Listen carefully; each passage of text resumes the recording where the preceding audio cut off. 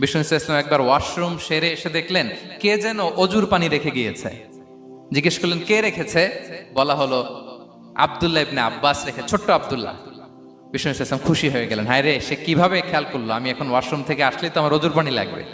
খুশি হয়ে একটা দোয়া করলেন তার জন্য। তিনি বললেন আল্লাহুম্মা ফাক্কিহহু ফিদ্দীন ওয়া আল্লিমহু তা'বীল, মানে হে আল্লাহ, আপনি তাকে দ্বীনের জ্ঞান দেন এবং কোরআনের ব্যাখ্যা তার শিক্ষা দেন। বিশ্বনবীর এই দোয়া এমন ভাবে কবুল হয়েছে, এই আব্দুল্লাহ ইবনে আব্বাস যত মুফাসসির পৃথিবীতে আসবে সকল মুফাসসিরদের সম্রাট হিসেবে আল্লাহ তাকে কবুল করেছেন। বিশ্বনবীর দোয়া তারা পেয়েছেন। উম্মে সুলাইম রাদিয়াল্লাহু তাআলা আনহা আনাস রাদিয়াল্লাহু তাআলা আনহুকে নিয়ে আসলেন, বললেন নবী হে, আপনি এসেছেন, আমরা যে এত খুশি মদিনাবাসী, সবাই দেখে আপনার হাতে কিছু না কিছু হাদিয়া দেয়, আমি কি দিব? কিছু দেয়ার নাই, কিছু দেয়ার নাই, আমি গরিব মানুষ, আমি আমার নার ছেঁড়া ধন, কলিজার টুকরা আনাস, আমার শিশু সন্তানটারাই আপনারে হাদিয়া দিয়ে দিলাম।